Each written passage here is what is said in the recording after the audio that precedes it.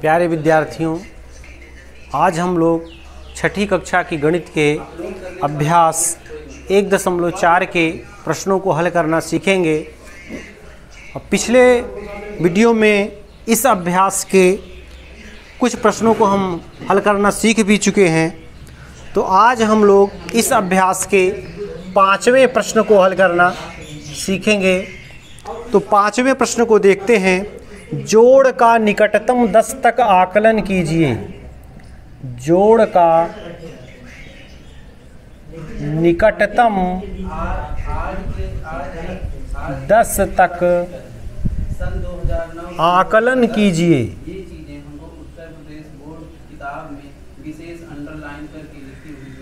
तो यह आपका प्रश्न है कि जोड़ का निकटतम 10 तक आकलन कीजिए। अब इसमें देखिए कई प्रश्न पूछा है। पहला पूछा है 43 + 76, 43 + 76 और भी प्रश्न पूछे हैं। जैसे दूसरा पूछा है 62 + 65। तो देखिए और भी प्रश्न हैं। अब बस ये 2 पार्ट हम हल करके आपको बता देंगे कैसे आप इसे हल करेंगे। तो ये प्रश्न बेहद ही आसान हैं और आप ध्यान से देखिए। निकटतम दहाई तक आप आकलन करना सीख चुके हैं। सैकड़े तक, हज़ार तक पिछले सवालों में बताया गया है। तो बस इसमें कुछ नहीं, बस जोड़ दिया है, बस इतना ही है। तो अब देखिए 43 का निकटतम 10 तक का मतलब यह है कि दहाई तक, दहाई तक आकलन। तो इसमें यह कहा गया है कि 43 जो संख्या है इसमें दहाई तक निकटतम मान इसका क्या होगा।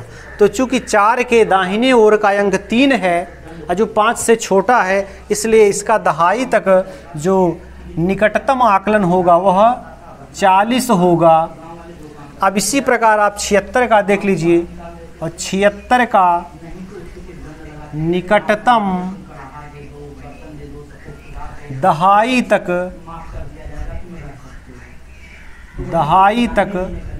आकलन, और इसका जब दहाई तक आकलन करेंगे तो 7 के दाहिने ओर 6 अंक है जो 5 से ज़्यादा है। अगर 5 भी होता तब भी इसका निकटतम मान 80 हो जाता, और 6 है तब भी 80 होगा। तो यह 80 हो जाएगा। अब बस आपका उत्तर आ गया। अतः अभीष्ट आकलन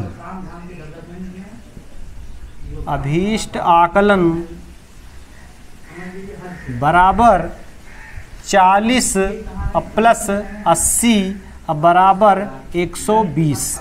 बस देखिए बिल्कुल इतना ही प्रश्न में है। ऐसे ही 3 लाइन में यह भी प्रश्न हल हो जाएगा। और भी जो प्रश्न इसमें है वह भी हल होंगे।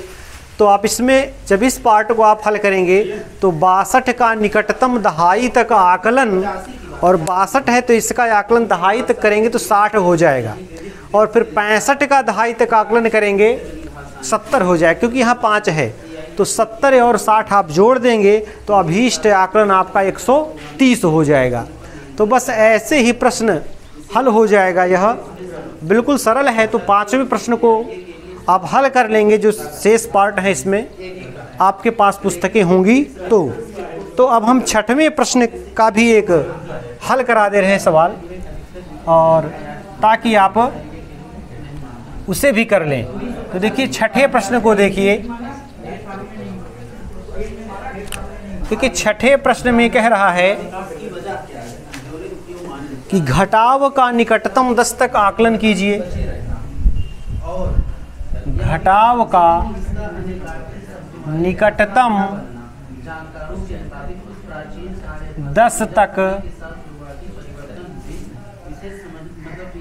आकलन कीजिए।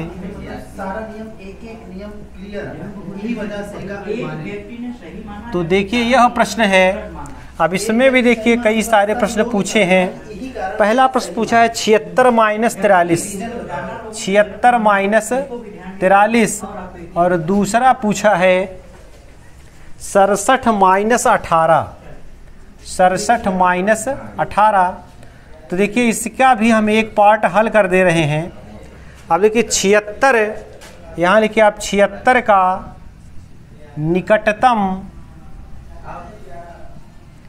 दहाई तक आकलन, दहाई तक आकलन, दहाई तक आकलन, इसका क्या होगा आकलन। अब देखिए 7 के दाहिने ओर अंक 6 है, इसलिए इसका 80 मान हो जाएगा। और फिर आप 43 का कर लीजिए, 43 का निकटतम दहाई तक आकलन,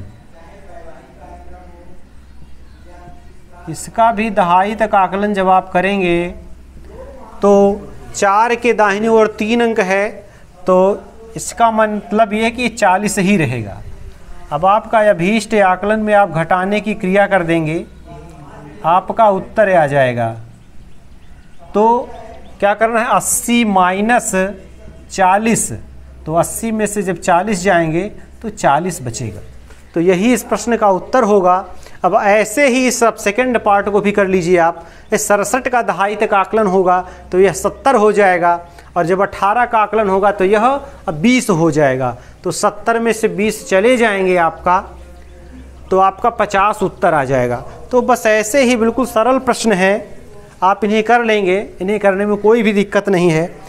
तो यदि आपके पास पुस्तक होगी तो इसमें 6-6, 7-7 प्रश्न सब में पूछा है, तो आप इन प्रश्नों को बड़े आराम से हल करेंगे और इन प्रश्नों को हल करना सीख भी जाएंगे। लेकिन यदि पुस्तक नहीं है तो आप ऐसे ही अपने प्रश्न बना सकते हैं, जैसे 35 माइनस 17। अब इसका आप दहाई तक आकलन करिए, तो 35 का जब दहाई तक आकलन करेंगे यह 40 हो जाएगा और यह 20 हो जाएगा। 40 में से 20 गए 20।